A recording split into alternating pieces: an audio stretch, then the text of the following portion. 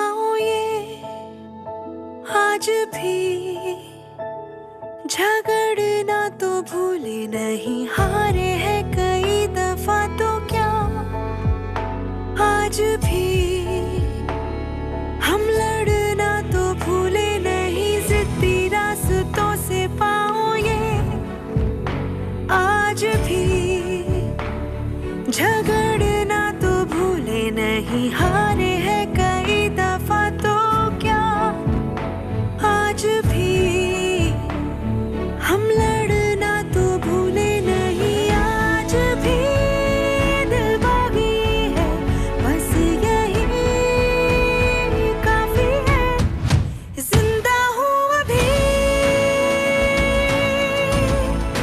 बाकी हूँ अभी, देखो इस राह में थोड़ी सी रोशनी है अभी, जिंदा हूँ अभी, बाकी हूँ अभी, मेरी हर सांस में थोड़ी सी जिंदगी है अभी, जिंदा हूँ अभी, जिंदा हूँ अभी।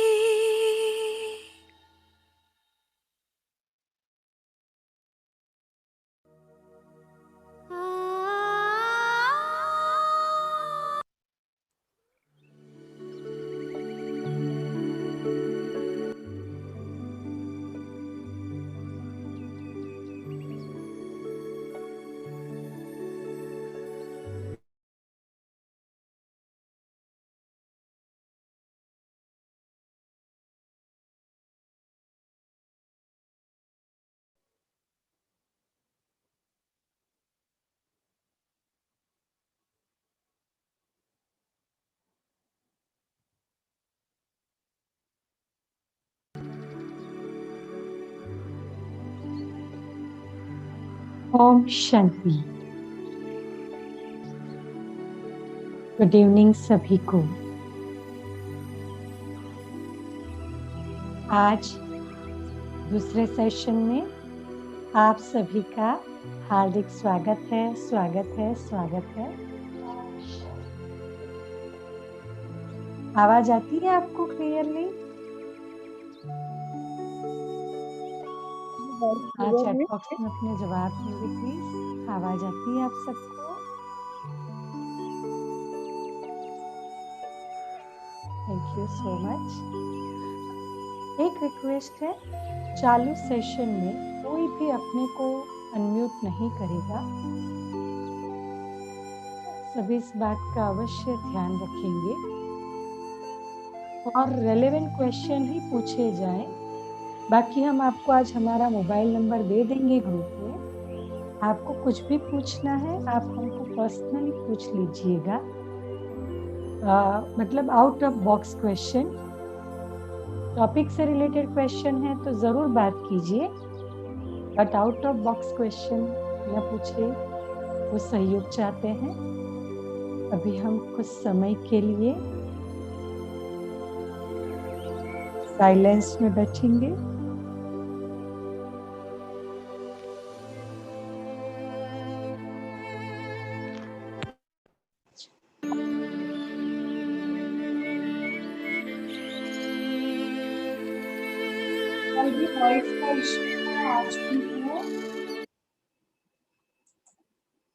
अभी आवाज कैसी आती है?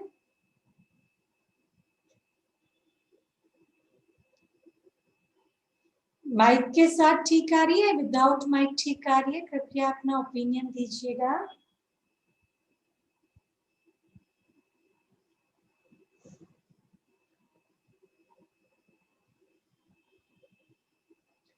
अभी सबको क्लियर आ रही है वॉइस? Okay, thank you. अभी हम सब थोड़ा साइलेंस में बैठेंगे।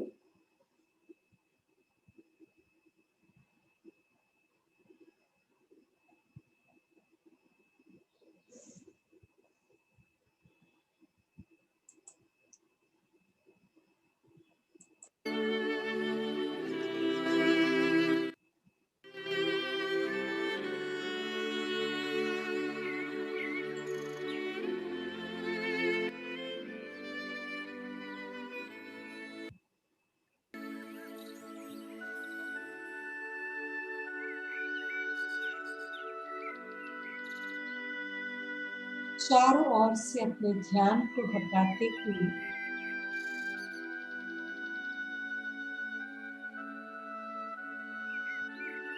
मन बुद्धि को एकाग्र करके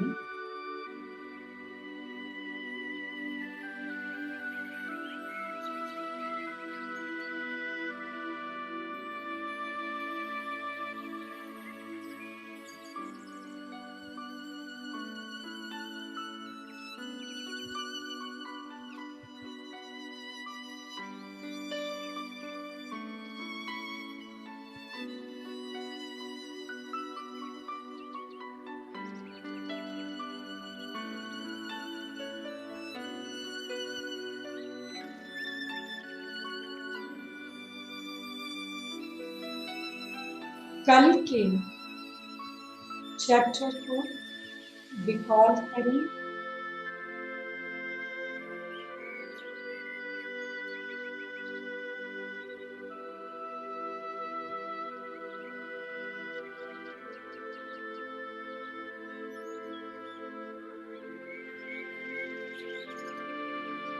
जिंदगी को हमने अलग अलग तरीके से समझा।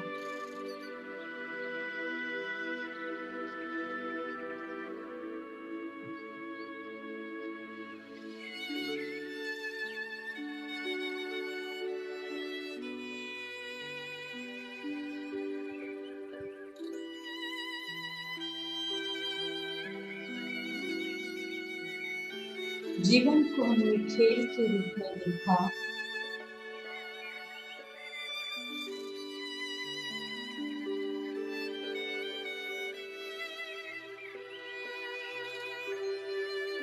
तो कहीं जीवन को हमने एपिक के रूप में देखा, तो कहीं जीवन को हमने यात्रा के रूप में देखा। और हम इस निचोड़ पे आए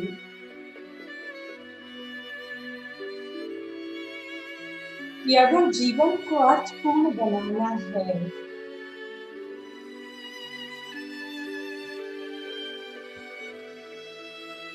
तो आवश्यक है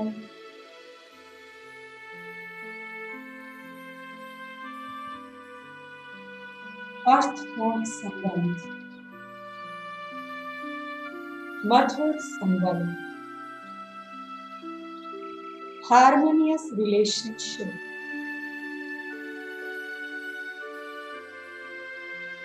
जैसे कि हम जानते हैं, कल का दिन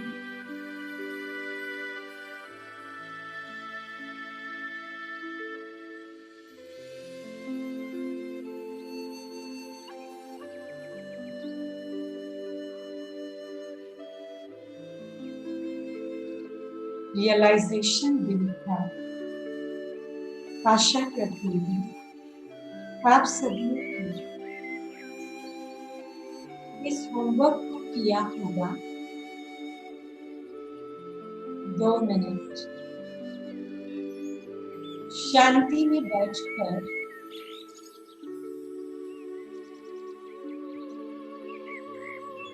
अपने संबंध को चेक करें।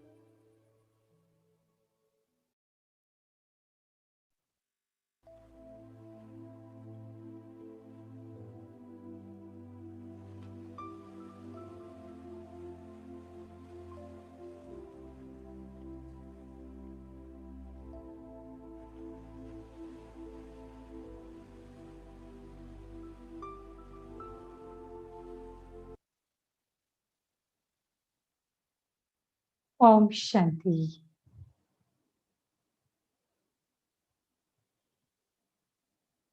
तो आप सबने घर में अच्छे से चेक किया होगा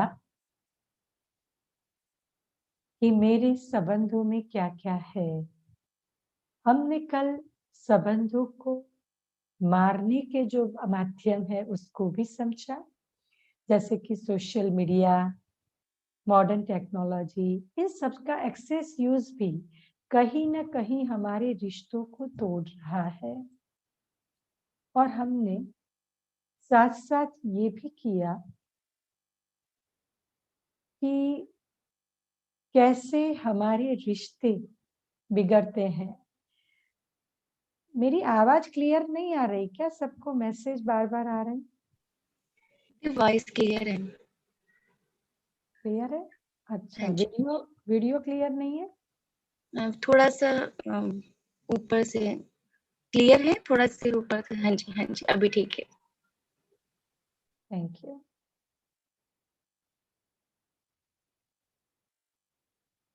कहते हैं स्लो वॉइस है।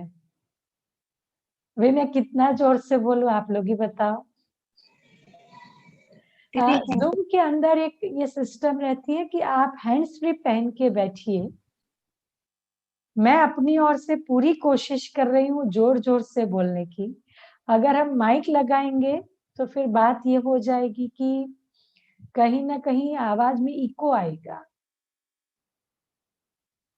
इसीलिए सबसे रिक्वेस्ट है, आप सब हैंड्स फ्री पहन के बैठिए तो वो बेटर रहेगा, क्योंकि बार बार माइंड ना डिस्ट्रैक्ट हो रहा है वॉइस के मैसेज की वजह से।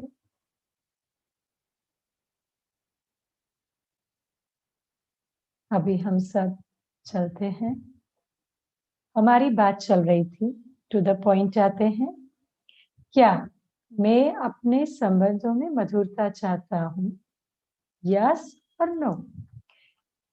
ऑलमोस्ट हम में से सब कहेगा हाँ जी, क्योंकि हर कोई चाहता है संबंध मधुर रहे, संबंध अच्छे रहे। हर किसी को ये दिल होती है, लाइफ अच्छे से चले, हाँ घर में खुशियां रहे। आप में से कोई ऐसा है जो चाहेगा घर में गड़बड़ रहे? हर कोई हम में से चाहेगा ना हमारे घर में खुशियां बनी रहे, आपसी प्यार बना रहे, हर एक एक दूसरे को समझ कर चले। हम में से हर कोई ये कोशिश करता है। तो आज हम समझेंगे संबंध किस तरह के होते हैं, किस किस टाइप के होते हैं, और इन रिश्तों में हम क्या बदलाव ला सकते हैं। और इन रिश्तों में बदलाव लाने के लिए, इन रिश्तों में सुधार लाने के लिए मेरे अंदर क्या होना चाहिए, क्योंकि जब तक ये बातें नहीं है तब तक हम कहीं ना कहीं अधूरे हैं। तो ये बात हम अच्छे से समझेंगे आज।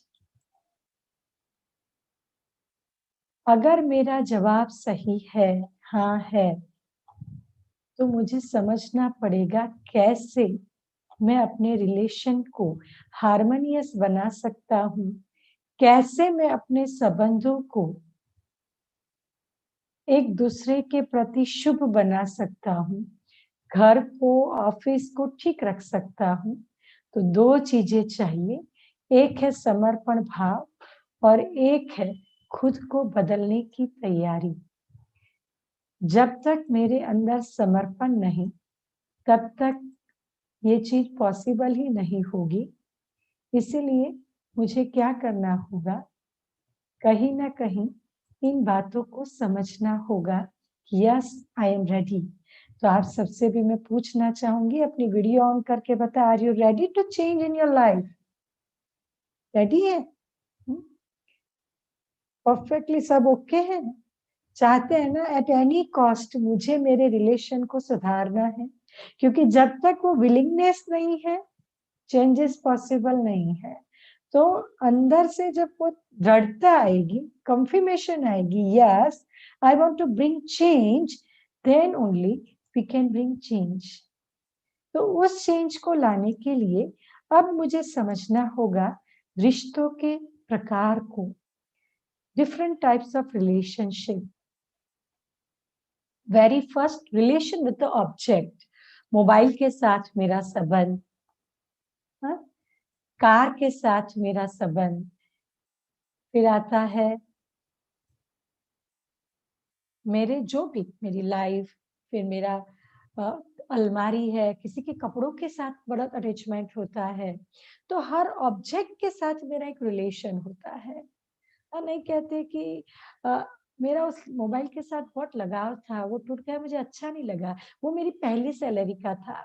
कईयों के घर में आपने देखा होगा, पहला बाइक, पहला होंडा, पहला ल्यूना अभी तक भी संभाल के रखा होगा कि नहीं? हाँ, ये मेरी फर्स्ट सैलरी की फर्स्ट गिफ्ट है, तो मैं इसको संभालूंगी। तो एक होता है रिलेशनशिप विथ ऑब्जेक्ट्स, दूसरा है रिलेशनशिप विथ ह्यूमन बीइंग्स, लोगों के साथ मेरे रिश्ते, तीसरा है रिलेशनशिप विथ सेल्फ, खुद के साथ मेरा रिश्ता, और चौथा है रिलेशनशिप विथ गॉड। तो हम पहले रिलेशन को समझेंगे, रिलेशनशिप विथ ऑब्जेक्ट। हाँ, क्या है ये? इट इज अटैचमेंट और possessiveness to the physical objects like car, mobile, laptop, कपड़ा एटसेट्रा। किसी भी स्थूल वस्तु के साथ मेरा लगाव, उसके प्रति मेरा मालिकी भाव, ये है मेरा अटैचमेंट। लेकिन इस चीज में क्या होता है कि जब मैं स्थूल ऑब्जेक्ट के साथ जुड़ी हुई हूँ, तो इसमें वन वे एनर्जी होती है। मतलब सिर्फ मेरा लगाव है, उस चीज से मुझे कुछ नहीं मिलने वाला है। वो मुझे टेम्पररी सेटिस्फेक्शन देगा, क्योंकि कोई मेरे साथ बात करने वाला नहीं है। तो ये लैपटॉप ही मेरा जरिया बन गया है सोशल मीडिया के लिए। हाँ, मैं फेसबुक, इंस्टाग्राम, ट्विटर, व्हाटएवर जो भी मैं सोशल साइट्स यूज करती हूँ, लोगों से मिलती हूँ। तो लोगों से मिलने का जरिया क्या बन गया? मेरा लैपटॉप। तो मैं क्या करूंगी, लैपटॉप के साथ मेरी एक बॉन्डिंग बन गई। अब जैसे लैपटॉप के साथ मेरी बॉन्डिंग बन गई, अब मुझे लगता है कहीं ना कहीं मैंने कुछ सीक्रेट अपने इसमें डाल रखे हैं जो मैं दूसरों के साथ शेयर नहीं करना चाहता हूँ। तो जैसे ही कोई आता है और ये रिश्ता पकड़ने जाता है, तो क्या होता है? Don't touch my laptop please, don't touch my mobile. अरे घर में ऐसा हो गया है, एक इंसान दूसरे इंसान के मोबाइल को छू नहीं सकता है, और वंडर इसकी सेंसिटिविटी को मेंटेन करने के लिए अपनी फिंगर प्रिंट रखते हैं। मतलब अगर उनकी फिंगर टच करेंगे तो ही खुलेगा, अगर उनकी फिंगर टच नहीं करेंगे तो मोबाइल नहीं खुलेगा। तो कहीं ना कहीं ऑब्जेक्ट के साथ जब हम पजेसिव हो जाते हैं, तो उस पजेसिवनेस के साथ साथ क्या होता है, हमारी टेम्पररी नीड सेटिस्फाइड होती है। थोड़े समय के लिए ये मेरी जरूरत पूरी होती है, और कभी ना कभी, कहीं ना कहीं ये जो रिश्ते हैं वो क्या कर सकते हैं, ये पजेसिवनेस जो मेरी ऑब्जेक्ट के साथ है, वो कभी ना कभी, कहीं ना कहीं मेरे संबंधों को बिगाड़ सकती है। इसके लिए हम आपको एक कहानी दिखाना चाहेगी। आप मेरे को फीडबैक देना, वॉइस कहानी का क्लियर आता है कि नहीं।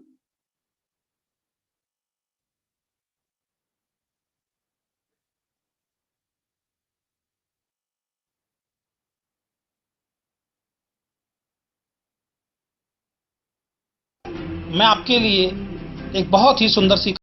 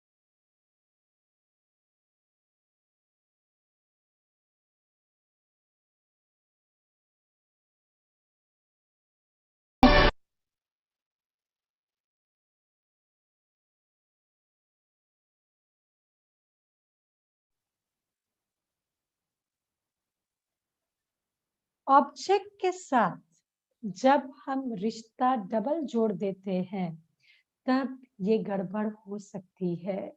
और अगर हम चेक करें, मैक्सिमम फैमिलीज में ये हो रहा है। कार बड़ी बात नहीं है, लेकिन स्पेसिफिकली जो सोशल गैजेट्स है, इलेक्ट्रॉनिक गैजेट्स है, उसको लेके भाई भाई में झगड़ा है, कजिन कजिन में झगड़े हैं, इवन पेरेंट चाइल्ड में झगड़े हैं। उनको नहीं पसंद आता कि हमारे पेरेंट्स हमारी चीजों को टच करें। स्पेसिफिकली जब वो बच्चे कॉलेज में आ जाते हैं तब उनको ये नहीं अच्छा लगता है कि हमारी इस चीजों को कोई छुए, कोई स्पर्श करे। और उसके कारण क्या होता है, जैसे ही वो इन चीजों से पजेसिव हो जाते हैं, झगड़े का मूल वजह बन जाता है। तो याद रखना चाहिए हम सबको कि जब रिश्तों के अंदर इस तरह की अगर हम गड़बड़ करते हैं, तो यहाँ पे बहुत सुंदर रेड अक्षर में क्वेश्चन दिया है, do not prioritize it over relation with humans. संबंधों से ज्यादा महत्व हम ऑब्जेक्ट को नहीं दे। जब हम संबंधों से ज्यादा महत्व ऑब्जेक्ट को दे देते हैं, चीज वस्तुओं को दे देते हैं, वहां पर झगड़े होते हैं। अरे चीज वस्तु छोड़ो, आजकल अगर लाइफ में झगड़े का बहुत बड़ा मूल कारण है विटामिन एम, पैसा। बहुत झगड़ा कराता है, घर के घर तोड़ रहा है, फैमिली बिट्रायल हो रही है, कहीं कहीं तो शादियां ही पैसों के लिए करी जा रही है। ये वर्तमान समय का पिक्चर है, जहां रिश्ते एक दूसरे को संभालने के लिए है, एक दूसरे को सपोर्ट करने के लिए है, एक दूसरे को ऊंचा बढ़ाने के लिए है, आगे बढ़ाने के लिए है, वहां आज रिश्तों में इस तरह की बहुत सी दरारें पड़ गई है। तो अब हम देखते हैं रिलेशन विथ ह्यूमन बीइंग क्या है, इंसानों के साथ रिश्ते क्या है। मैं आप सबसे जानना चाहूंगी कि ह्यूमन बीइंग के साथ रिश्तों का मतलब क्या होता है। याद रखिए, relationship is not only the exchange of words and action between two people, but it is an exchange of energies. Two people even before they communicate with each other. हम लोगों के बारे में क्या सोचते हैं, ये है संबंध। हम बोले और करे उसके पहले सोच से हमारी बॉन्डिंग बन जाती है। And this is the reason sometime कुछ लोगों को मिलने के पहले ही हमें लगता है ये हमारे अपने हैं। कुछ लोगों को मिलते ही लगता है इनके साथ में गलत जुड़ गया हूं। किसी किसी को देखकर ऐसा लगता है इनके साथ में नहीं आता तो अच्छा होता। तो एनर्जी यहां से जाती है। किस किस तरह के रिलेशन हम लाइफ में देखते हैं। रिलेशन विथ फैमिली, कौन कौन से रिलेशन है फैमिली में। मदर फादर, पेरेंट्स चिल्ड्रन का रिश्ता, बच्चे और माता पिता का, भाई बहन का रिश्ता, पति पत्नी का रिश्ता, अंकल आंटी का रिश्ता, दादा पोते का रिश्ता, दादा दादी का रिश्ता, ये फैमिली के रिश्ते हैं हमारे। जब हम ऑफिस जाते हैं, प्रोफेशन में हैं, तो हमारे कौन कौन से रिश्ते हैं। वहां पर एक बॉस और एम्प्लॉई, कंपनी का मालिक है और उसके एम्प्लॉइज हैं, कंपनी के कुछ सीनियर्स हैं और उसके अंडर में काम करने वाले जूनियर्स हैं, आपस में पीयर्स कलीग्स हैं, बिजनेसमैन है और सामने क्लाइंट है, लीडर है और उसकी टीम है। ये है संबंध, रिलेशन विथ वर्क प्लेस और प्रोफेशन। फिर आता है रिलेशन विथ सोसाइटी, हमारे फ्रेंड्स, हमारे neighbours, teacher students, servants, shop honours, made, ये सारे जो रिश्ते हैं वो सोसाइटी के साथ है। समझने के लिए हमने इसको अलग अलग तरह से डिफाइन किया है, बट एक्चुअली ये रिलेशन क्या है। एक्चुअली ये रिलेशन है एक इंसान का एक इंसान के साथ रिश्ता, एक इंसान का एक इंसान के साथ किया हुआ एक्सचेंजिंग, एक इंसान का एक इंसान के साथ बॉन्डिंग, एक इंसान का एक इंसान के साथ अपनापन। एंड दैट इज वाई हमने ये देखा होगा कि कई बार माँ से जितनी नहीं पटती उतनी मौसी से पटती है, जितनी हस्बैंड से नहीं पटती उतनी देवर से पटती है। कई बार फ्रेंड्स में जितना प्यार है उतना भाई बहन में प्यार नहीं है। Is it? तो ये नहीं हम कह सकते this are my close relation and this are my far relation. Relation depends on my wavelength, my tuning, my chemistry, my pattern of thinking. मेरे विचार करने का तरीका और सामने वाले के विचार करने का तरीका जब मिलता है तो जीने का मजा आता है। मेरी चॉइस और उसकी चॉइस जब मिलती है तो जीने का मजा आता है। मैं कहती हूँ वो सुनता है, वो कहता है मैं सुनती हूँ, प्रॉपर अंडरस्टैंडिंग है, तब जीने का मजा आता है। Is it? यस और नो? क्या कहेंगे? तभी जीने का मजा आता है। बट सच्चाई क्या है? जिसके साथ रह रहे हैं 24/7 उन दोनों के विचार ऐसे हैं।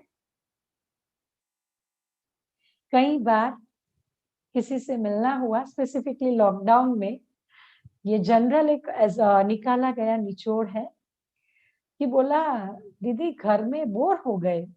हमने कहा क्यों, कितने समय बाद तो मौका मिला है, भैया बच्चे आप सब साथ में रह रहे हो। देन भाभी सेड दीदी 24 आवर बच्चे और आपके भाई घर में हैं, किचन से मैं ऊपर ही नहीं उठ रही, पूरा दिन किचन में लगी पड़ी हूँ। ये लोग थोड़े बाहर जाए ना तो अच्छा है, पूरा दिन तो ऐसे लगता है जैसे सिर पे कोई चौकीदार बैठा है। 24 आवर्स हम पूरा साथ नहीं रहते। ये वही भैया भाभी है जो शादी के पहले ये कहा करते थे ये दिन और ये रात ये समय यही संभल जाए, और यही समय है 5 साल बाद अब चाहते हैं कहीं थोड़ा आप बाहर जाओ, कहीं थोड़ा आप बाहर जाओ। सेम वे जब पूछा जाता है जॉब करने वाली बहनों से आपको पैसे की बहुत जरूरत है, नहीं पैसा तो बहुत है लेकिन इसी बहाने घर से थोड़ा बाहर से तो निकले, अलग लोगों से तो मिले, माइंड को डाइवर्जन तो मिले, फ्रेश होते हैं।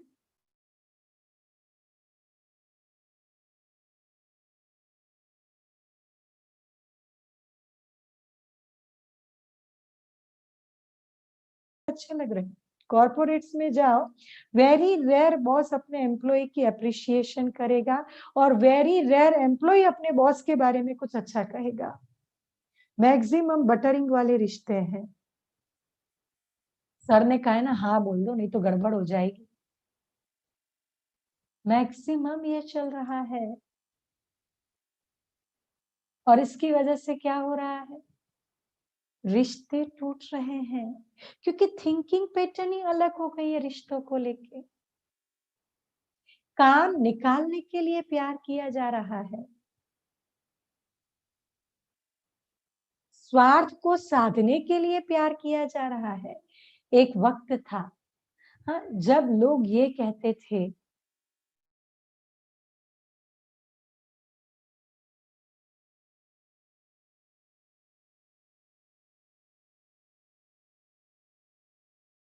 एंड थ्रो की ब्रीच पर हमारे रिलेशन है। इसीलिए हम जो भी रिश्तों की बातें करेंगे वो टिपिकल घर के हस्बैंड वाइफ के ये नहीं, हम टू सोल के रिश्तों की बातें करेंगे। कोई भी दो आत्मा के, कोई भी दो लोग, वो रिश्ता कोई भी हो। अब हम थोड़ा आते हैं कि अगर इन रिश्तों में हमें कुछ परिवर्तन चाहिए, हार्मनी चाहिए, तो हम क्या कर सकते हैं? क्योंकि रिश्तों में दो तरह की एनर्जी होती है ना, मैं कुछ फेंक रही हूँ, कुछ आप फेंक रहे हो। ऑब्जेक्ट के साथ सिर्फ वन वे एनर्जी है, लेकिन जब लोगों के साथ रिश्ता आता है, सोल का सोल के साथ रिश्ता आता है, दो आत्माओं के बीच का संबंध आता है, तब कुछ वो देते हैं, कुछ हम देते हैं। तो अब हम देखते हैं कि अगर मैं अपने संबंधों को मधुर बनाना चाहती हूँ तो क्या किया जाए।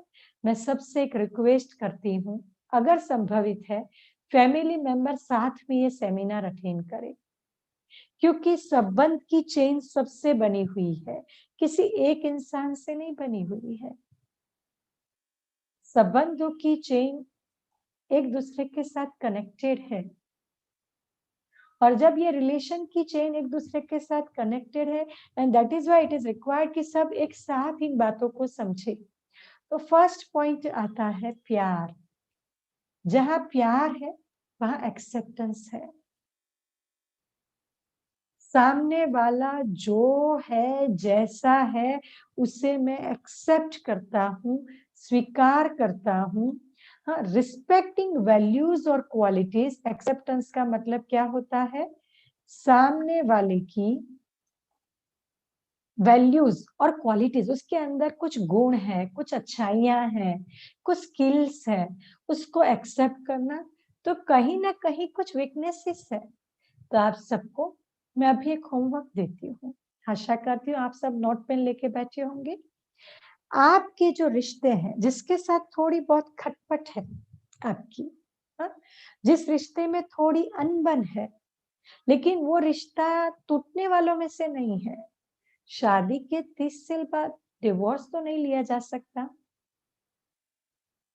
आप अपने बच्चों को जब तक वो सेल्फ डिपेंडेंट नहीं होते घर से बाहर तो नहीं निकाल सकते। आप अपने इन लॉज को, हाँ, एक अच्छे बच्चे होने के नाते ग्रह मतलब घड़ा घर में तो नहीं भेज सकते, ओल्ड एज होम में तो नहीं भेज सकते। तो अभी मैं आपको 5 मिनट या 2 मिनट एक एक्टिविटी देना चाहूंगी कि आप क्या करेंगे।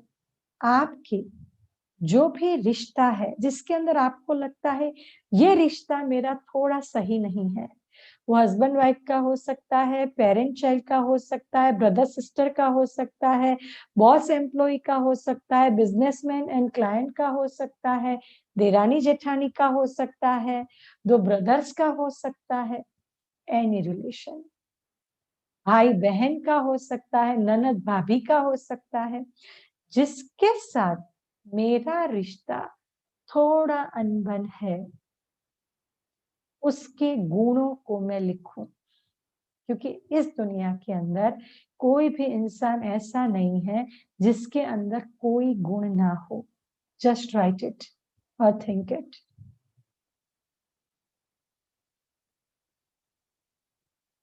सब वीडियो ऑन करके लिखिएगा।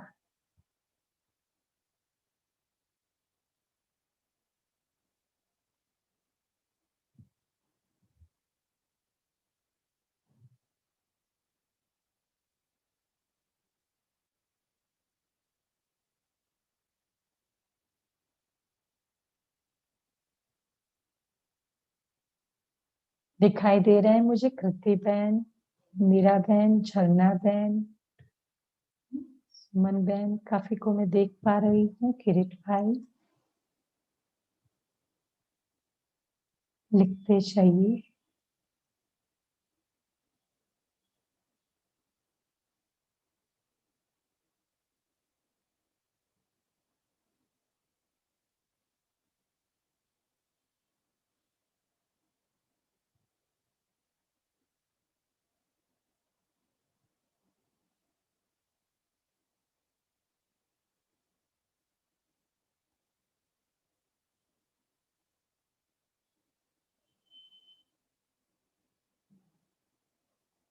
अब उनके उस गुण को लिखने के बाद उनकी एक ऐसी बात लिखिए जिसकी वजह से आप उनसे उखड़ जाते हैं, आप उनसे इरिटेट हो जाते हैं।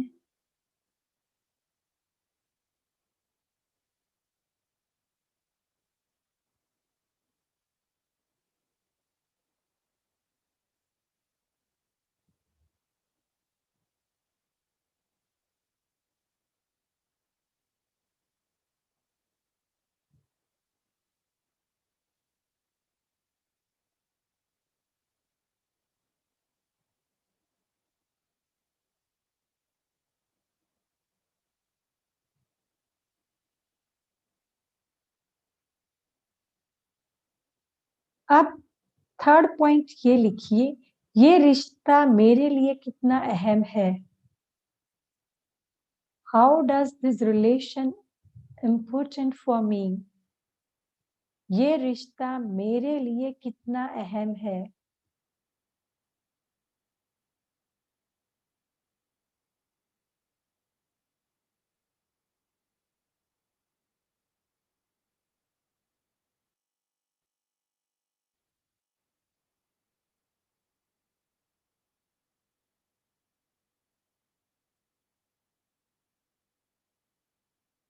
अब चेक कीजिए, उसके लिए मुझे प्यार है।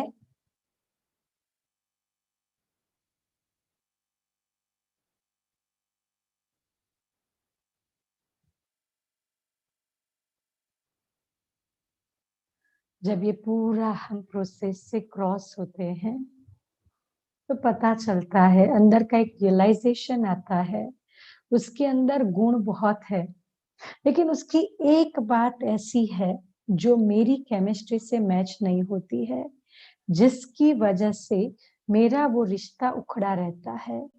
एग्जाम्पल के रूप में देखो, मैं ट्रांसपेरेंट कैरेक्टर हूँ, स्ट्रेट फॉरवर्ड कैरेक्टर हूँ, मुझे हर चीज में ऑनेस्ट रहना पसंद है, ट्रांसपेरेंट रहना पसंद है, स्ट्रेट फॉरवर्ड रहना पसंद है। अब मेरे साथ में चाहे मेरा हस्बैंड, चाहे मेरी वाइफ, चाहे मेरी मदर, चाहे मेरी मदर इन लॉ जो रहते हैं, वो कंपेरेटिवली हिपोक्राइट पर्सनालिटी है। बाहर से मीठा मीठा बोलना, अंदर की बात क्लियर नहीं कहना, अंदर कुछ अलग, बाहर कुछ अलग, मेरे सामने कुछ अलग, किसी और के सामने कुछ अलग, मेरे सामने मुझे अप्रिशिएट करना, दूसरों के सामने मेरी ग्लानि करना, ये मैं देख पा रही हूँ। अब क्या होता है, क्योंकि मेरी और उनकी ये केमिस्ट्री मैच नहीं होती, इसीलिए मुझे उनके लिए वो प्यार नहीं रहता जो प्यार मुझे था। और फिर ये बात जब कंटिन्यूअस रिवीजन होती रहती है मेरे मन के अंदर, ये मेरे साथ ऐसा करती, ये मुझे बिल्कुल पसंद नहीं, ये मुझे बिल्कुल पसंद नहीं, तो धीरे धीरे एक समय ऐसा आता है, ये स्लोली आता है कि एक छत के नीचे रहना हमें मुश्किल लगता है। होता है ऐसा कि गपोड़े हैं? होता है ऐसा कि गपोड़े हैं? क्या समझते हो सभी? Is it true? होता है ना? ये होता है, सबके साथ होता है। अब मुझे क्या करना है इसके लिए? सबसे पहले जो सोल की ओरिजिनल क्वालिटी है, जो राजयोग में आप अच्छे से समझेंगे, that I am loveful soul, मुझे एक प्रैक्टिस ये करनी है, मैं प्यार की, मैं प्रेम स्वरूप आत्मा हूँ, I am the loveful being. हाँ, इसके बेसिक में आपको आफ्टर दिस सेमिनार जो कोर्स कराऊंगी उसमें अच्छे से क्लियर कराऊंगी, बट फिलहाल आपको ये रिकॉल करना है कि परमात्मा ने मुझे कहा है that love is not the thing to search in others, it is the thing within me. प्यार वो बात नहीं है जो मुझे दूसरों में ढूंढनी है, प्यार वो है जो मेरे अंदर है। तो जब मैं प्रेम स्वरूप आत्मा हूं, तो मुझे उस आत्मा के लिए प्रेम प्रेम प्रेम मेंटेन करना है। वो कुछ भी कर रही है उसको मुझे साक्षी होके देखना होगा, डिटैच्ड ऑब्जर्वर। जैसे एक स्क्रीन पे कोई मूवी चल रही है और कोई इस तरह की एक्टिंग कर रहा है तो हम कैसे देखते हैं, उसकी इस एक्टिंग को देखना है और उसकी इस एक्टिंग का शिकार मैं न बन जाऊं, इसलिए थोड़ा संभल के चलना है।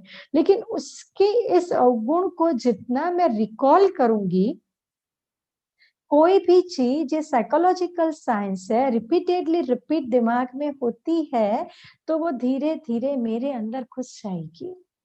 तो अगर उस आत्मा की उस क्वालिटीज को मैं बार बार बार बार रिपीट करती रहूंगी, धीरे धीरे धीरे उसकी वो वीकनेस मेरी वीकनेस बन जाएगी और फिर टिट फॉर टैट वाला अप्रोच आ जाएगा।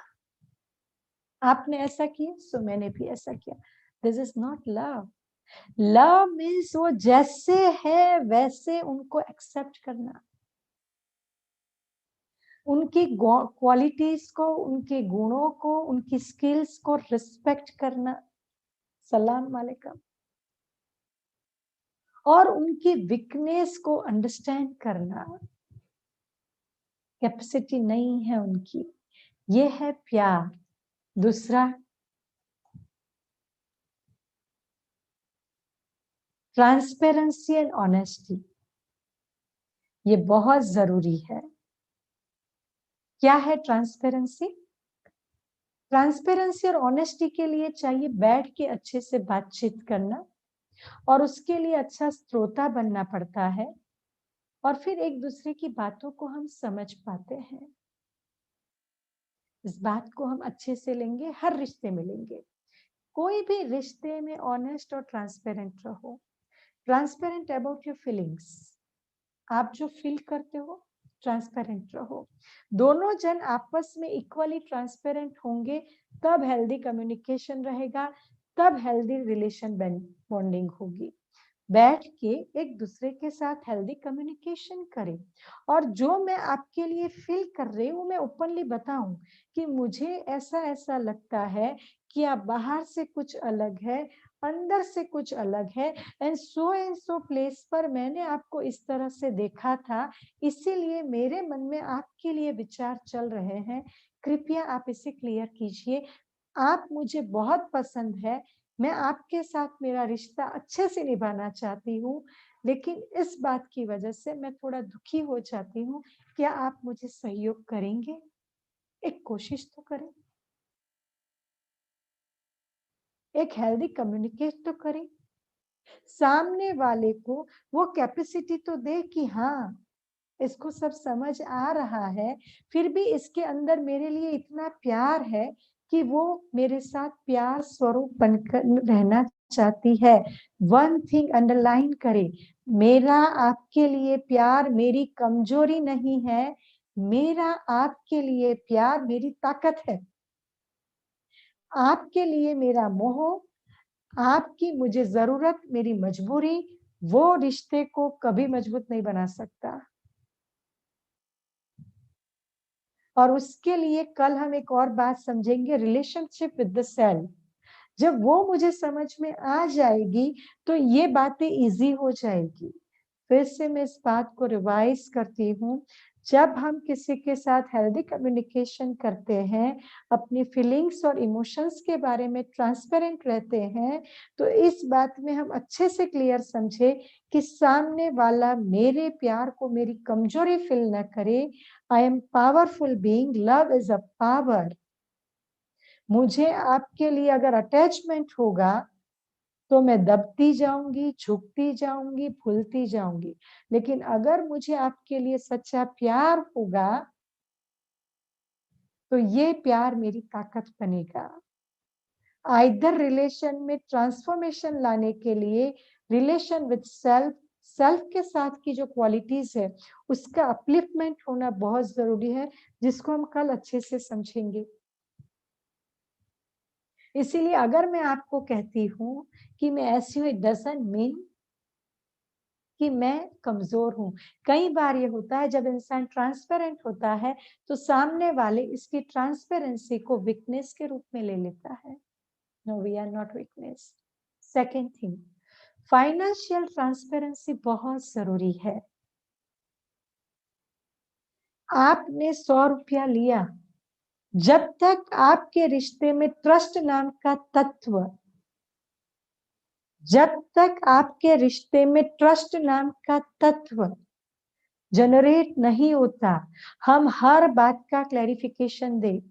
कई बार बिकॉज ऑफ अवर ईगो हम कहते हैं मैं कौन होती हूँ उनको हिसाब देने वाली, मैं नहीं दूंगी। लेकिन एक बार, दो बार अगर उनके सामने हम क्लियर रहेंगे, तीसरी बार हिसाब देने की जरूरत नहीं पड़ती है, विश्वास का वो बॉन्डिंग बन जाता है। फाइनेंशियल ट्रांसपेरेंसी, इवन आप पार्टनरशिप में हो, अरे भाई भाई तो है, दोस्त दोस्ती तो है, हाँ भरोसे भरोसे में पैसा दे दिया, ना कुछ बॉन्ड लिखवाया, ना कुछ नोटरी करवाई, और फिर रोते हैं पैसा वापस ही नहीं आया। होता है ऐसा, स्पेसिफिकली नजदीक के रिलेशन में ये हो रहा है, और फिर कहते हैं मैंने भरोसा रखा और भरोसा मेरा टूट गया।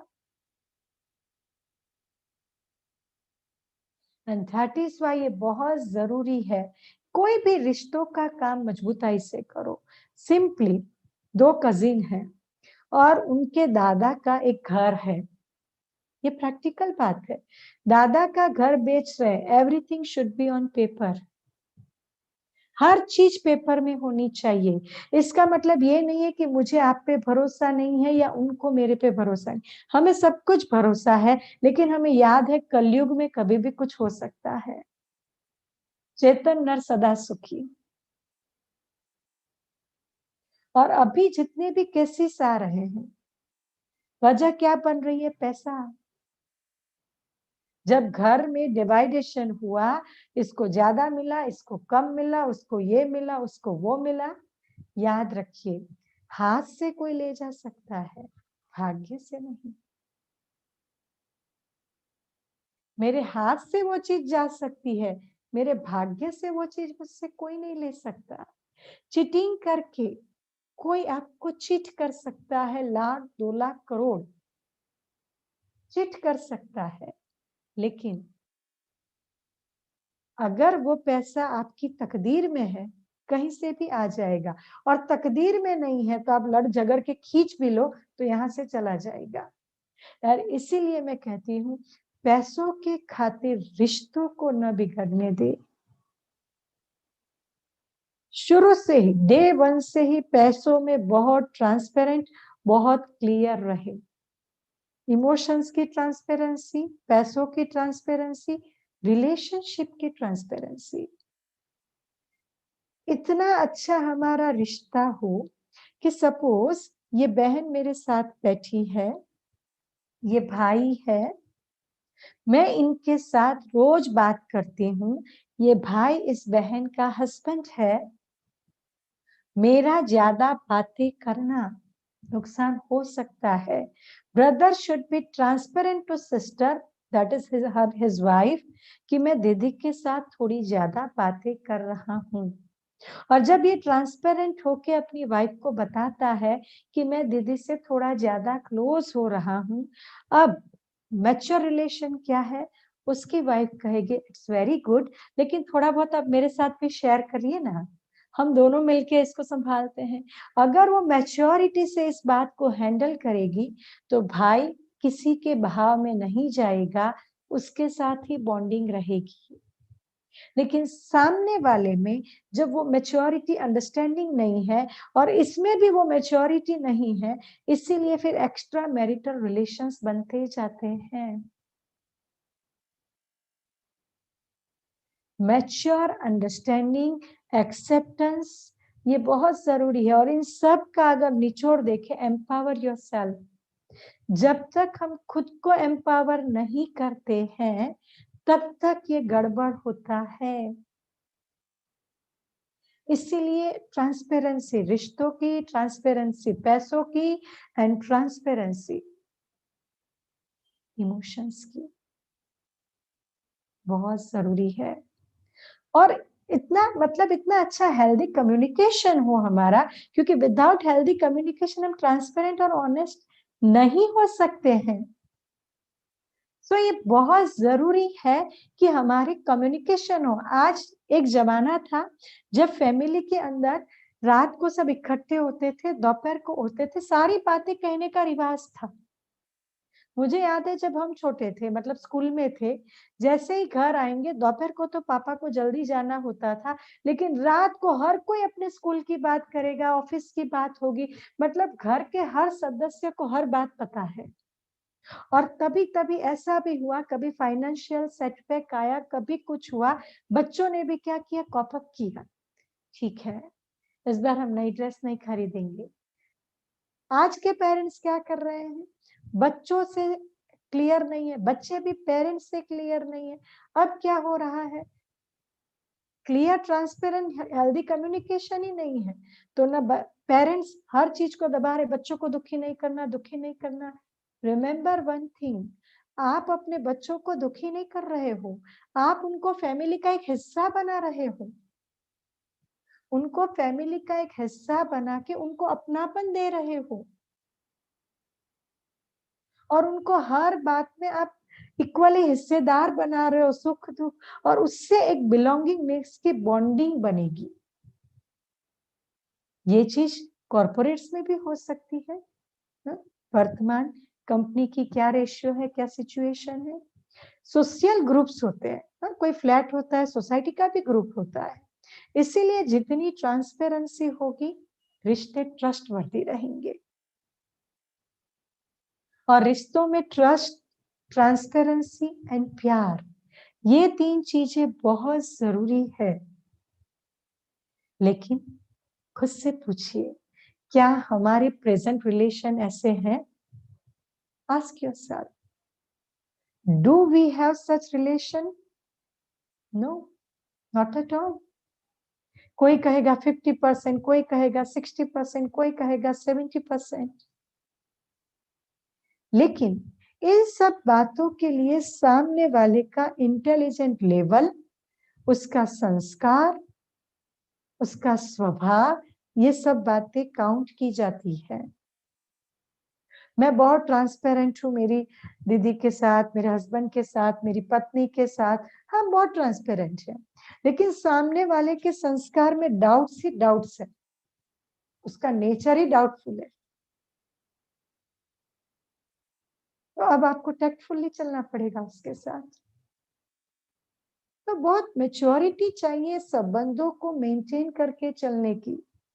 हम कहेंगे हम ट्रांसपेरेंट हैं, लेकिन सामने वाला इतना सेंसिटिव और इतना कमजोर है कि अगर उसको पता चले कि अच्छा हमारे 1 लाख का नुकसान हो गया है, उसका बीपी हाई हो जाएगा और उसको हॉस्पिटल में डालना पड़ेगा। और फिर कौन, दीदी ने कहा था ना ट्रांसपेरेंट रहना है। तो ये बहुत जरूरी है सामने वाले की कैपेसिटी को देखकर किस बात को मैं किस तरह से करूं। बहुत मैच्योरिटी चाहिए इन सब बातों के लिए, बहुत अंडरस्टैंडिंग चाहिए। अब आती है तीसरी बात, पेशेंस।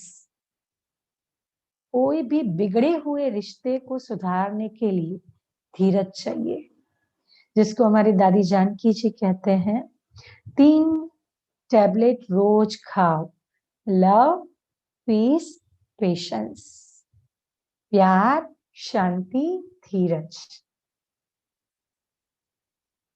टॉलरेंट, टॉलरेंट मैं आपको सहती हूं, इसका मतलब ये नहीं कि मैं कमजोर हूं, लेकिन मैं आपको इसीलिए सहती हूं क्योंकि मैं घर में शांति रखना चाहती हूँ।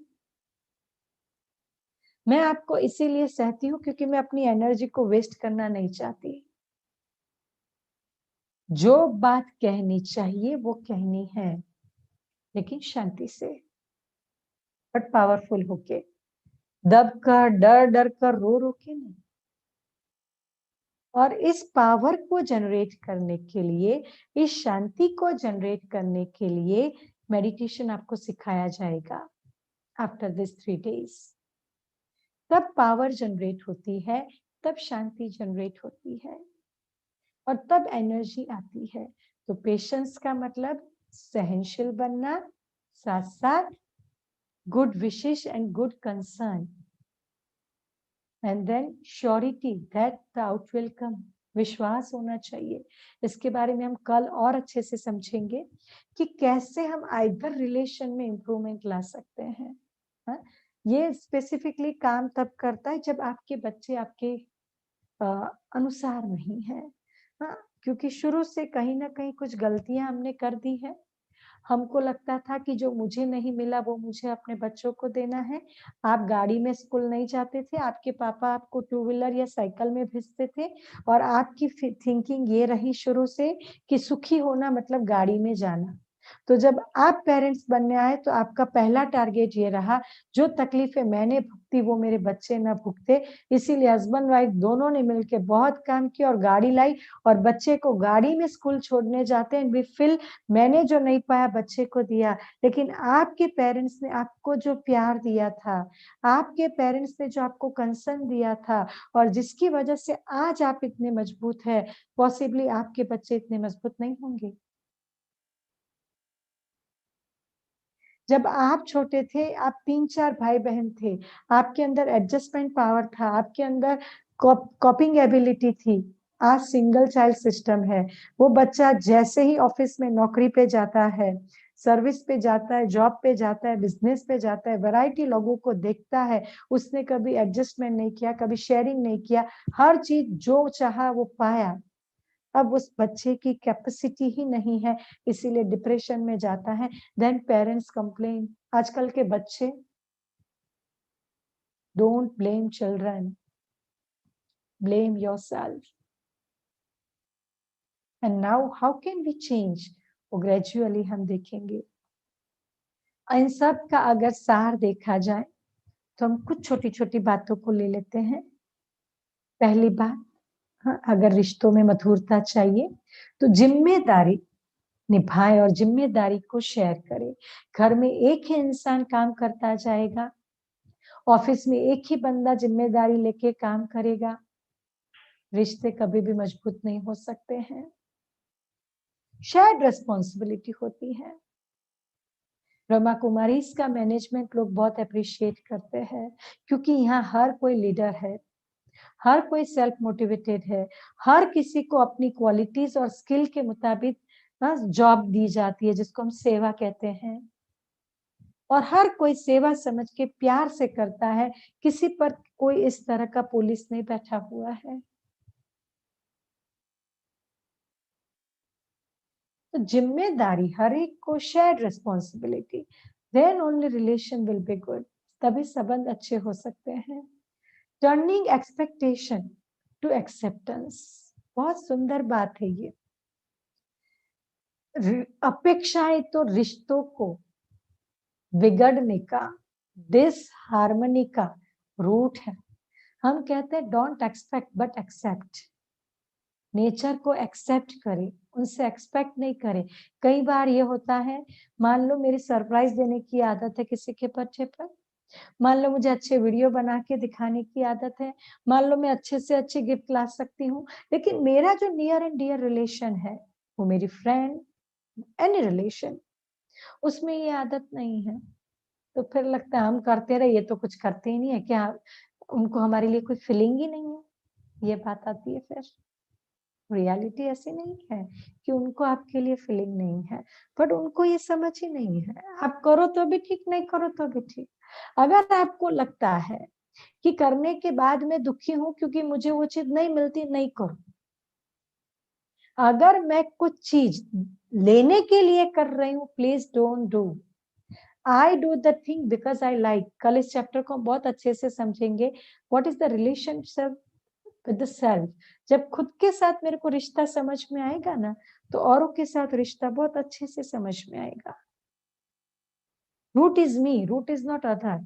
अभी तक हमारी ब्लेम गेम चल रही है, ये बदले तो मैं बदलूं, ये करे तो वो करूं। ये नहीं होता है। खुद के साथ के रिश्ते को मजबूत किया जाता है।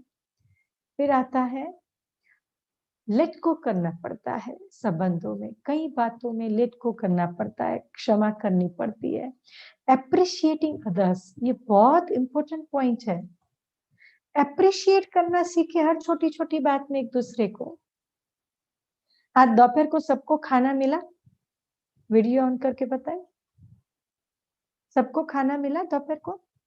अच्छा, जो भाई लोग बैठे हैं जो खाना नहीं बनाते, या जो बच्चे बैठे हैं या जिसने खाना नहीं बनाया, उनसे क्वेश्चन है, आपको आज का खाना अच्छा लगा था?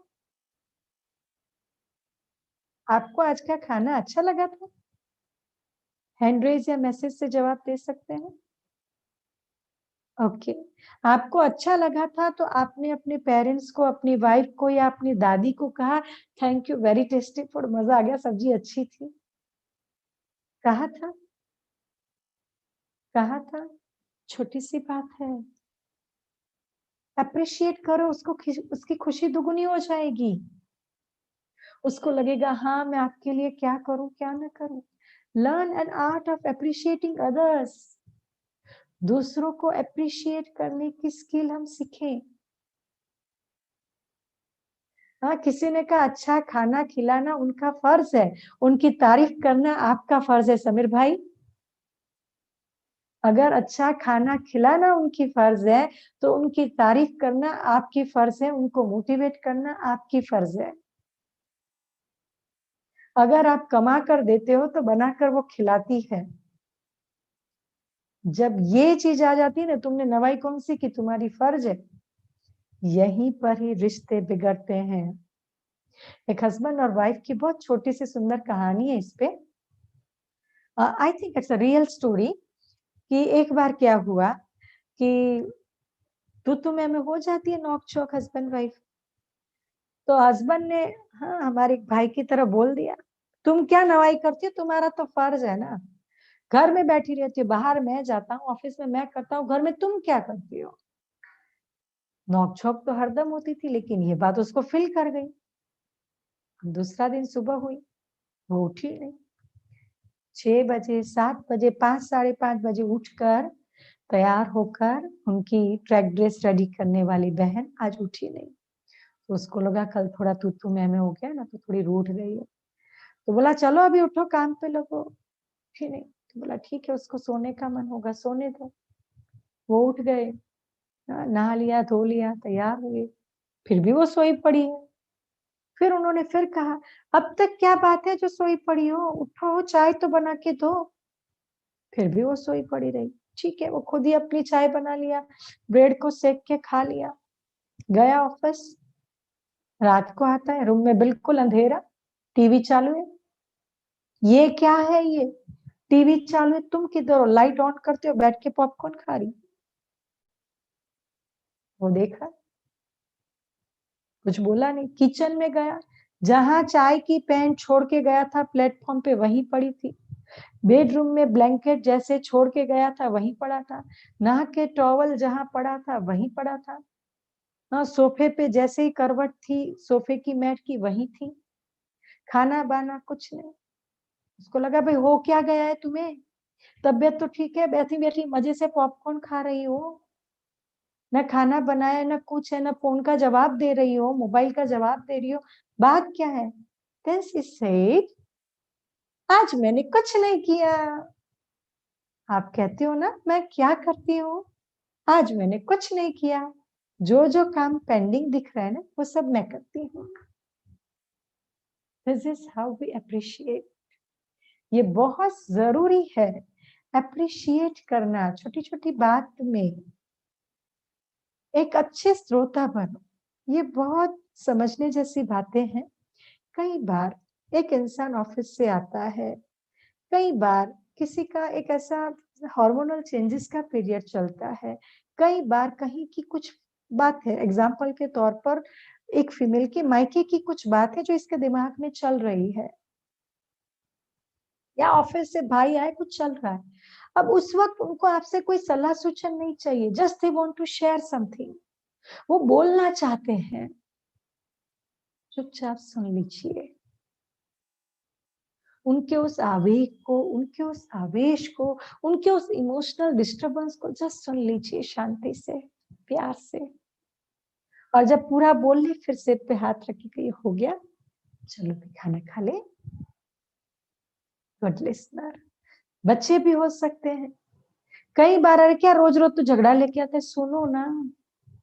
सेम वे ऑफिस के अंदर भी कहा वो करो, मुझे किसी की प्रॉब्लम नहीं सुननी। One office I went and the boss is saying मेरे पास ऑलरेडी बहुत प्रॉब्लम है, अपनी प्रॉब्लम लेके मत आओ। मैंने कहा सर आपकी ऑफिस कभी भी ढंग से नहीं चलेगी जहां ह्यूमैनिटी नहीं है, जहां मानवता नहीं है।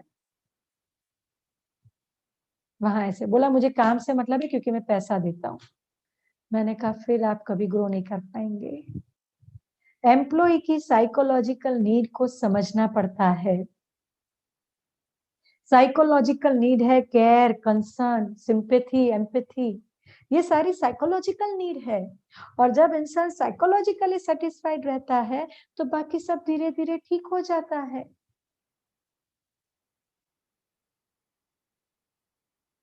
ये चीजें होती है। फिर आता है being good listener, avoid assumption. ये बड़ी इंपॉर्टेंट है, शक नहीं करे। हाँ, उसकी कोई दवाई नहीं है। एज्यूम करते रहते ऐसा होगा वैसा होगा। Effective communication, focusing on present.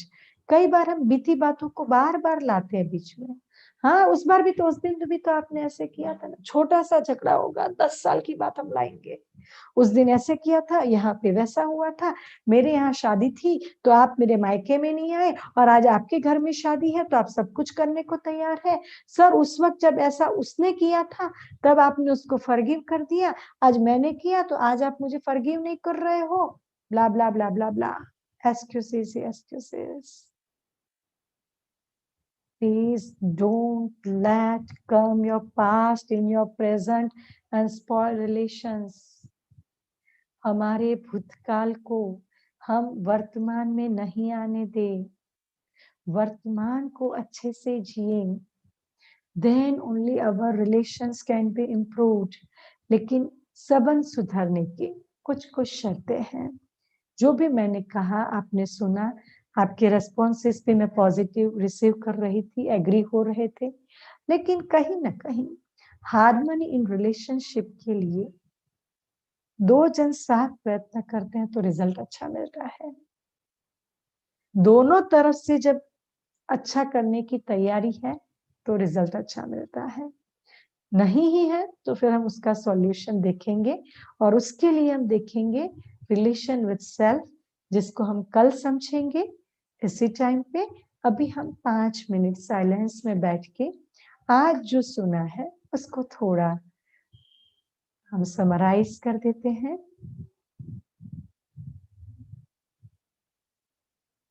आज हमने देखा,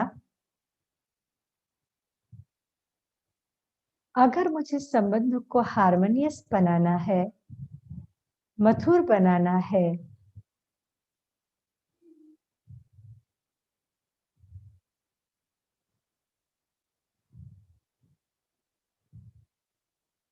तो मुझे संबंध को समझना पड़ेगा। जब मेरा रिश्ता किसी नक्कर वस्तु के साथ होता है,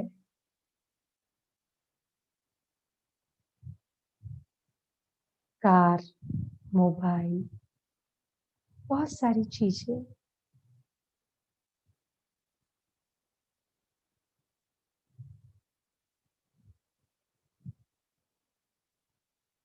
और वो मेरा अटैचमेंट कुछ हद से ज्यादा होता है,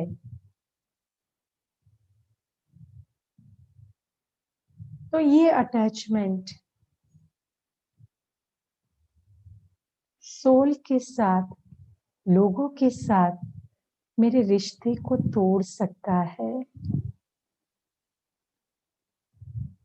क्योंकि इस रिश्ते में सिर्फ वन वे एनर्जी है, जबकि मुझे जीना जिंदा लोगों के साथ है, वहां टू वे एनर्जी है। एक बात मैं हमेशा याद रखूं, जैसी एनर्जी मैं स्प्रेड करूंगा वही एनर्जी मुझे मिलेगी। अगर मैं पॉजिटिव एनर्जी स्प्रेड करूंगा वही एनर्जी रिटर्न में मुझे मिलेगी। मुझे हर किसी के लिए हर सर्कमस्टांस में पॉजिटिव एनर्जी क्रिएट करनी है। पॉजिटिव एनर्जी अर्थात प्यार की शक्ति, धीरज की शक्ति, शांति की शक्ति, स्वीकार करने की शक्ति,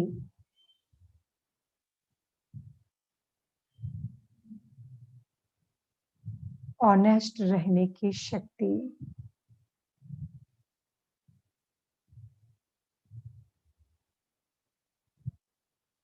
trust, transparency and honesty is the foundation or pillars of relation. वफादारी, विश्वास और पारदर्शिता संबंधों की नींव है।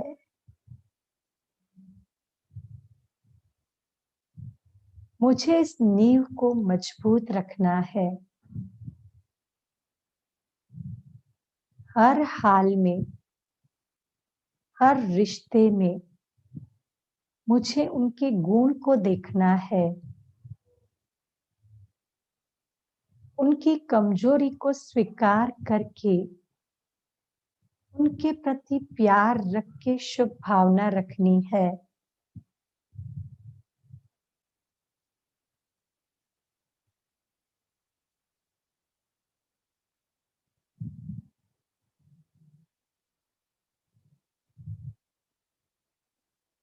मैं पूरा दिन कल तक ध्यान रखूंगा।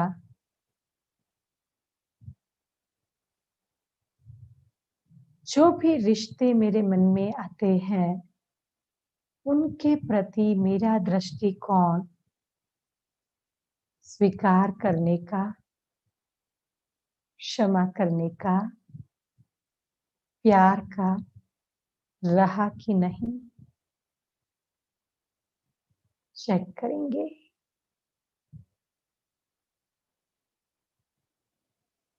ओम शांति।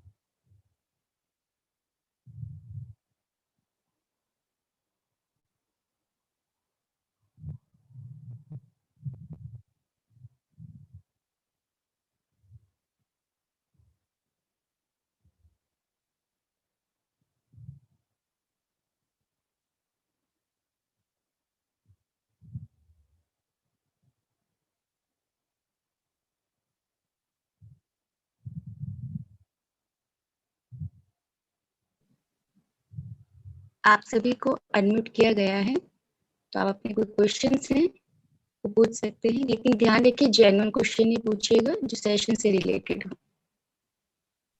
ओम शांति।